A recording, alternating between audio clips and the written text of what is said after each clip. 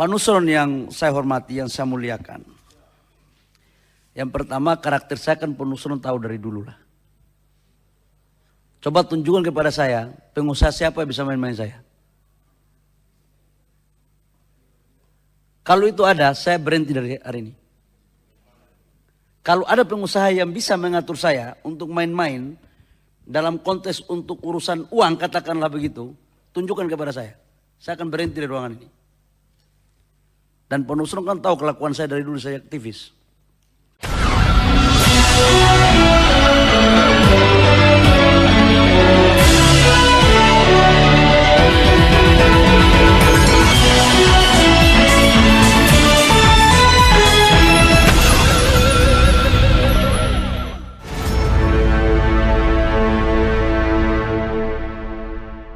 Assalamualaikum warahmatullahi wabarakatuh. Kembali berjumpa dengan saya Haris Punarif dari Forum News Network. Dunia maya sejak kemarin diramaikan oleh desakan netizen agar Menteri Investasi yang juga Kepala BKPM Bahlil Lahadalia dipecat. Bahlil saat ini sedang ramai diperguncingkan karena dia diduga memungut upeti dari sejumlah pengusaha yang lahan tambangnya itu izinnya dibekukan dan agar izin itu bisa kembali diterbitkan, maka melalui orang-orang terdekatnya dia memungut sejumlah uang yang disebut sebagai upeti, jumlahnya sampai miliaran gitu. Dan yang lebih mengejutkan lagi karena rumornya itu disebutkan bahwa uang itu pungutan-pungutan liar tadi digunakan untuk membiayai kampanye pemilu salah satu paslon. Tagar pecat Bahlil ini trending bersama dengan beredarnya video Bahlil menantang anggota DPR. Dia akan mundur sebagai menteri bila ada anggota DPR yang bisa membuktikan bahwa dia menerima uang atau bermain-main dengan para pengusaha itu. Dugaan Bahlil memungut upeti dari sejumlah pengusaha tambang yang izin usaha pertambangannya, yakni IUP, dan juga ini ada katanya kabarnya juga ada soal penggunaan HGU ya, soal hak guna usaha dari kebun sawit yang izin-izinnya itu dihentikan. Dalam beberapa pekan belakangan ini kan sedang sangat heboh. Majalah Tempo dalam laporan investigasinya dengan judul Main Upeti Izin Tambang yang dimuat pada edisi 4-10 Maret dan kemudian juga dibahas dalam program podcast Bocor Halus yang tayang pada hari Sabtu tanggal 2 Maret 2024 itu membuat sebuah liputan dan pembahasannya itu sangat mengejutkan. Secara rinci, baik dalam laporan investigasi maupun dalam program podcast yang berjudul Dugaan Permainan Izin Tambang Menteri Investasi Bahlil Lahadalia, diungkap sebagai Ketua Satgas Penataan Lahan dan Penataan Investasi, Bahlil itu mencabut ribuan izin usaha pertambangan. Banyak pengusaha yang IUP-nya dicabut menilai Bahlil itu tebang pilih karena izin usaha pertambangan milik Bahlil sendiri yang juga tidak beroperasi dan tidak produktif begitu itu tidak dicabut, sementara punya pengusaha-pengusaha tambang lainnya kenapa dicabut begitu. Ini yang disebut mereka sebagai tebang pilih.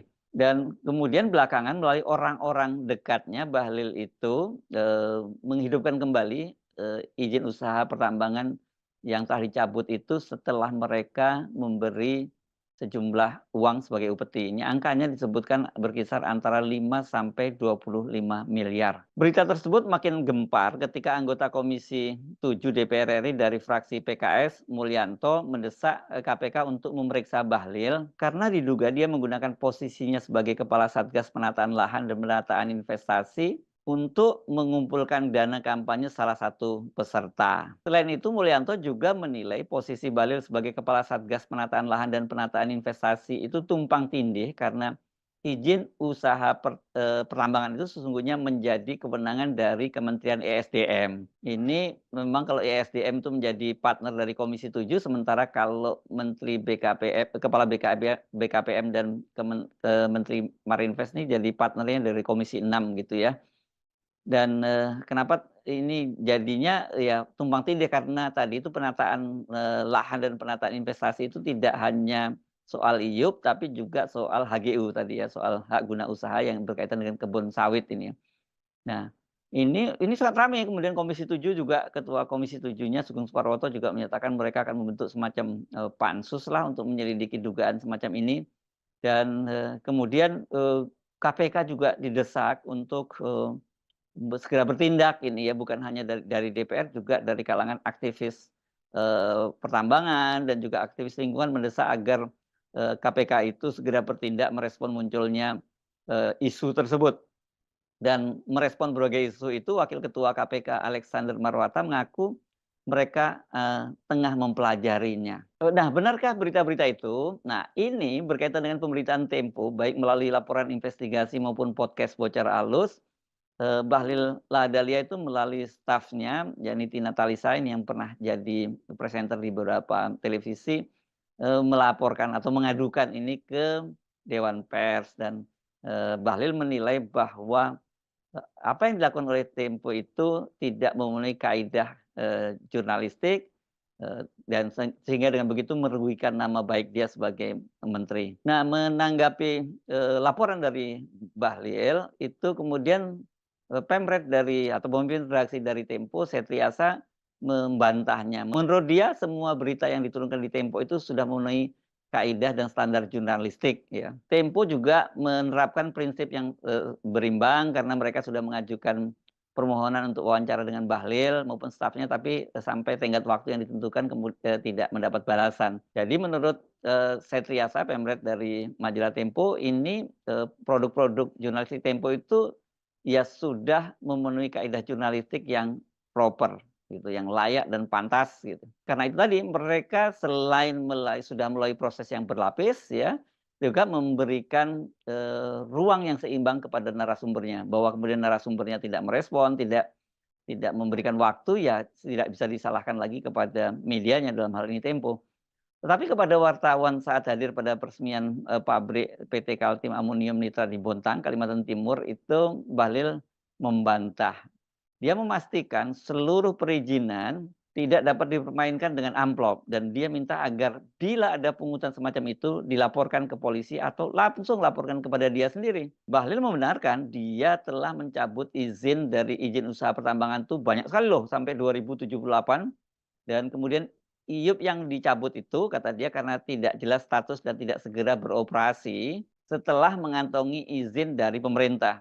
Dan izin yang dicabut itu akan diberikan kepada perusahaan-perusahaan yang lebih kredibel dan juga kelompok-kelompok usaha masyarakat. Tudingan Bahlil bermain dengan pengusaha ini bukan pertama kali terjadi. Saat ribut-ribut adanya, pengosongan lahan di Rempang, Batam, ya, itu anggota Komisi 6 dari DPR RI Nusron Wahid yang turun langsung ke lapangan, itu dia mengaku mendengar rumor bahwa orang dekat dari Bahlil itu memungut sejumlah fee kepada para pengusaha yang ingin mendapatkan, yang ingin membebaskan lahannya di sana. Jumlahnya ini, lumayan besar, ini sebesar 6 sampai 10 dolar Amerika Serikat per meter. Nah, tapi persoalannya ini kan lahan yang dibebaskan itu sampai seluas 7.000 lebih ya, 17.000 lebih.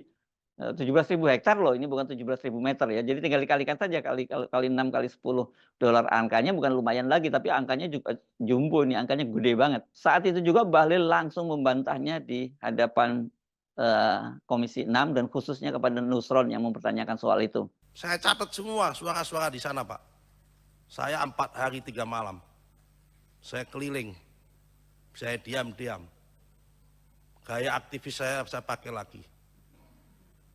Ada satu lagi rumor yang saya mohon maaf, terpaksa saya ingin tabayun dengan Pak Rudi di sini. Sekali lagi Pak, tabayun.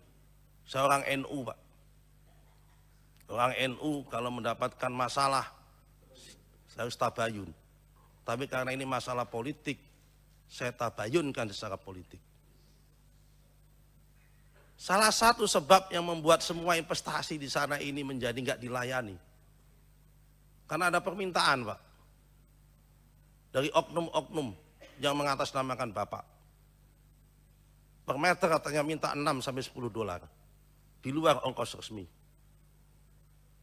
Kalau memang itu betul Pak, tolong tertibkan. Kalau memang ada seperti itu. Supaya masalah ini nggak sampai ke aparat hukum dan sebagainya. Karena ini menjadi sensitif di mana-mana. Sehingga nanti orang jangan sampai salah lagi menafsirkan. Jangan-jangan rempang didahulukan 17.600 karena ada 6 sampai 10 dolar per meter kali 17.600 hektar. Wih, berapa itu bos? Yang lain sementara itu tidak diurus. Ini hal-hal yang perlu rumor yang kami temukan di lapangan, yang kami butuh kejelasan dan butuh penjelasan di sini. Kami tidak menuduh, Pak. Kami mendapatkan informasi seperti itu. Dan kami sampaikan di forum-forum politik ini, mohon dijawab dan mohon diklarifikasi kalau memang itu tidak betul. Pimpinan, mohon maaf pimpinan, kalau diizinkan, mumpun belum dingin apa yang disampaikan oleh Pak Nusron tadi, rasanya saya berkewajiban moralitas. Gak apa-apa, enggak. Ini sudah terakhir. Ini sudah terakhir Pak Bahlil. Ya, saya khusus untuk Pak Nusron dulu, setelah itu baru saya jelaskan yang lain. Boleh pimpinan? Oke, saya silakan. izin. Pak Nusron yang saya hormati, yang saya muliakan. Yang pertama, karakter saya kan Pak Nusron tahu dari dulu lah. Coba tunjukkan kepada saya, pengusaha siapa yang bisa main-main saya. Kalau itu ada, saya berhenti dari hari ini. Kalau ada pengusaha yang bisa mengatur saya untuk main-main dalam konteks untuk urusan uang, katakanlah begitu, tunjukkan kepada saya. Saya akan berhenti dari ruangan ini. Dan Pak Nusron kan tahu kelakuan saya dari dulu, saya aktivis. Jadi video itu tadi yang sekarang belakangan ini muncul lagi, viral itu sebenarnya video tanggal 2 Oktober 2023. Dan rupanya ini entah kenapa kemudian muncul lagi bersamaan dengan ribut-ribut berkaitan dengan kemungkinan adanya upeti atau dugaan adanya upeti agar IUP atau izin usaha pertambangan yang dicabut oleh Bahlil itu dihidupkan kembali. Saya kira ini bagus ya kalau kemudian katakanlah Komisi 7 membentuk pansus, tapi kalau apakah ada kaitannya dengan kementerian yang dipimpin oleh Bahlil, atau mungkin bisa saja dibentuk semacam pansus gabungan gitu antara Komisi 6 dan Komisi 7 dan Bahlil kemudian menjelaskan soal ini ya. Soal ini harus dibikin jelas karena ini isunya isu yang sangat panas ya, karena berkaitan selain soal pungli tapi ini ada kaitannya dengan pembiayaan untuk kampanye salah satu paslon pada Pilpres 2024 ya. Kalau Bahlil tentu yang dimaksud ini paslonnya adalah paslon 02 Prabowo Gibran, karena Bahlil walaupun dia tidak masuk sebagai tim kampanye, tapi dia ini sangat aktif mengkampanyekan paslon 02.